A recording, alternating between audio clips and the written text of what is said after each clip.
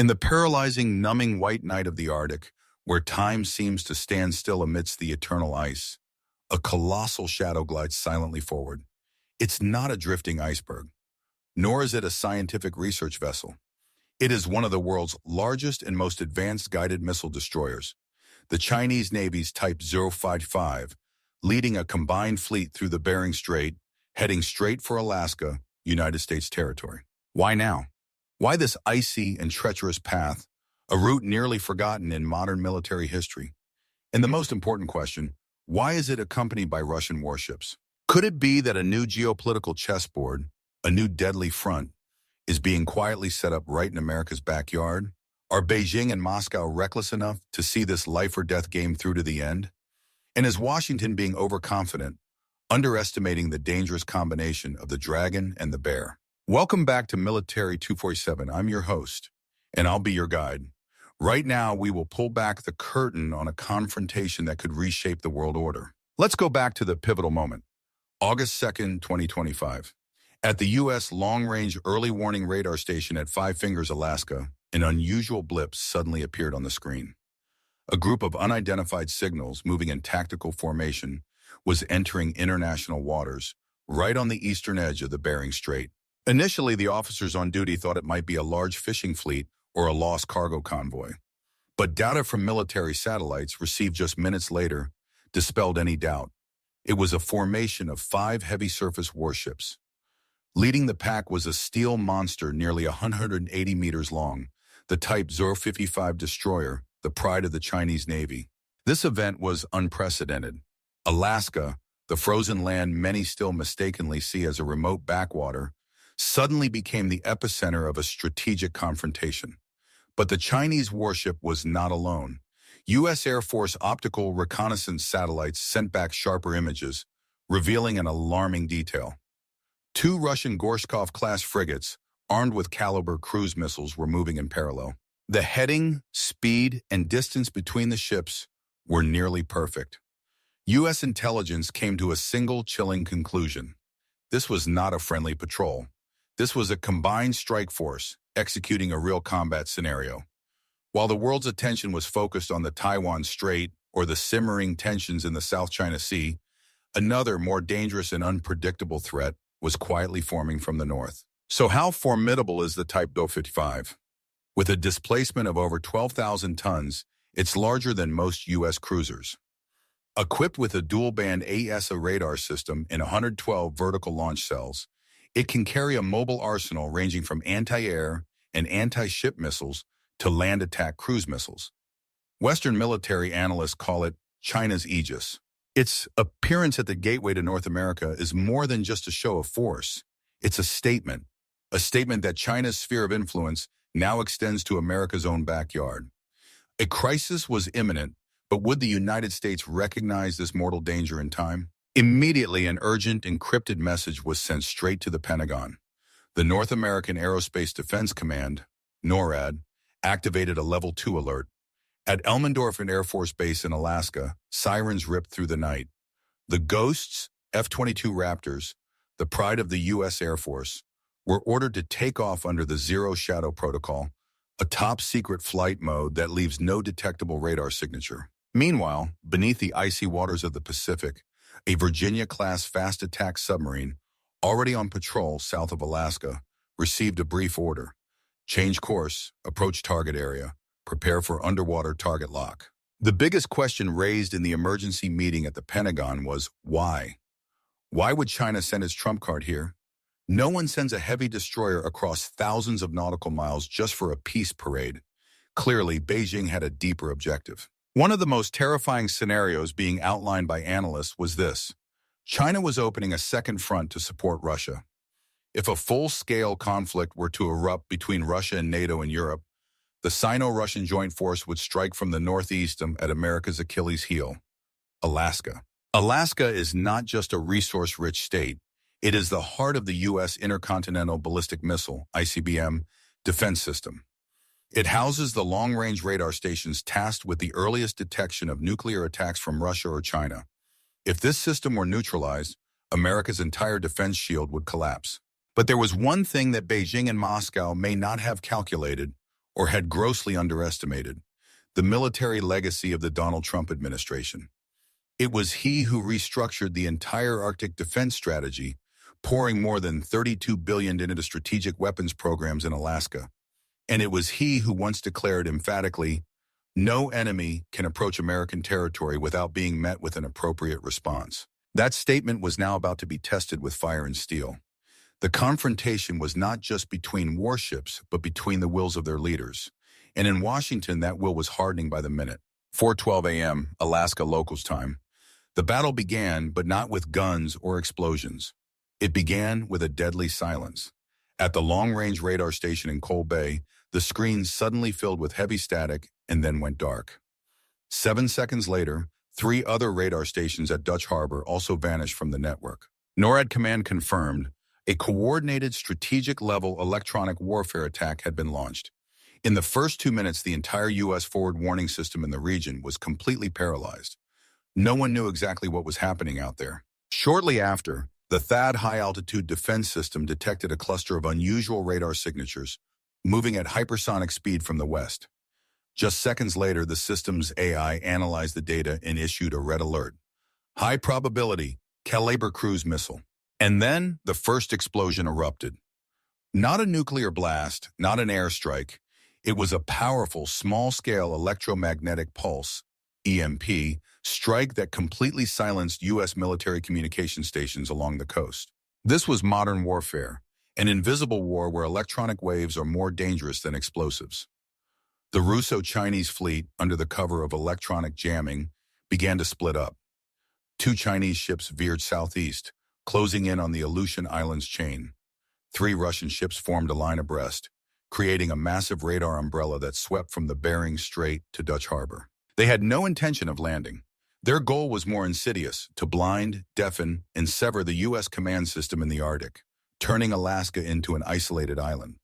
The chess game had begun with a bold and extremely dangerous move. How would the U.S. respond, having temporarily lost its eyes? At the Pentagon, an emergency fire serpent-level meeting was convened. General Mark Lawrence, the NORAD commander, reported via video screen, "If we lose control of Alaskan airspace, our entire ballistic missile early warning network will be neutralized within the next 15 minutes. While the generals were still debating response options, the door burst open. President Donald Trump walked in, his cold gaze sweeping across the room. He spoke, his voice decisive. "There's no more time for debate. They attacked first. We cannot stand by. I authorize a full-scale response within the framework of self-defense." Just 12 minutes after the president's order, a massive network trap began to spring. From Elmendorf, squadrons of F-22 Raptors flew nap of the Earth, using the curvature of the planet to remain completely invisible to enemy radar. Each carried 2 AGM-158C LRASM anti-ship missiles, smart weapons that can find their own way to the target. From Andersen Air Force Base in Guam, a series of RQ-4 Global Hawk and MQ-9 Reaper drones took off, forming a high-altitude surveillance network, tracking every move of the enemy fleet. And beneath the sea, the Virginia-class submarine was in position, executing Plan Laser 13, locking the enemy warship formation firmly in the sights of its Mark 48 torpedoes. The entire sky and sea around Alaska had now become a massive sensor grid, where everything from satellites, aircraft, and submarines to drones was connected through a tactical AI system. But the adversary was no amateur. A Chinese KJ-500 early warning aircraft appeared in international airspace, continuously broadcasting false signal packets to deceive U.S. radar. The Russian Gorshkov frigate activated its Polymet Redoute defense system, ready to shoot down any flying object. On the deck of the Type 055, the covers of the HHQ-9 anti-air missile launchers snapped open, pointing directly at Alaska. Tension was at its peak. The smallest spark could ignite an all-out war, and that spark appeared. 5:29 a.m. A blazing red signal appeared on NORAD's control screen. A second caliber missile, but this time its trajectory showed it was aimed at a land-based target. Instantly, a Patriot PAC-3 battery from Fort Greely opened fire. An interceptor missile shot into the sky, painting a brilliant streak of fire. A dazzling explosion in midair. The caliber missile was destroyed, but that was just a feint. As all attention was focused on the interception, in the waters near St. Lawrence Island, an F-22 Raptor received a warning. Radar illumination from Type 055. The EOTS infrared sensor system confirmed. Launch tube doors open, firing capability in 10 seconds. There was no longer any doubt. China had crossed the red line. They had actively locked onto a U.S. aircraft. In the air, the F-22 immediately deployed flares and activated its full stealth mode, vanishing from the enemy's radar screen. Beneath the sea, the order was transmitted via a short burst of acoustic signals. The Virginia-class submarine received final target confirmation. The torpedo tube doors opened. Less than 20 seconds later, a Mark 48 heavyweight torpedo was launched. At over 100 km/h, it sliced through the cold water like a silent arrow. Its target was not the heavily defended Type 055, but the escorting Type 052D destroyer. A deep, powerful explosion shattered the sea surface. A fierce orange-red fire erupted against the white, icy backdrop. The precise strike tore open the ship's starboard side, completely destroying its propulsion system. The ship listed heavily, with thick black smoke billowing into the sky. The counterattack had officially begun. The Pentagon received the report. President Trump said only one sentence. They fired first. We are simply acting within our right to self-defense.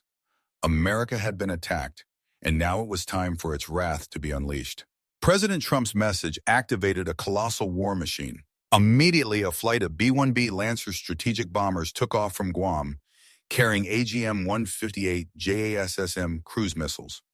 Refueled midair, they flew directly toward the Arctic, ready for high-precision bombing runs. The USS Ronald Reagan Carrier Strike Group, currently near Japan, was also ordered to move north at maximum speed, led by Arleigh Burke-class destroyers and a trailing Seawolf-class submarine. This fleet would be within support range in just 6 hours. The Secretary of Defense ordered the activation of NORAD Defense Grid Level 3.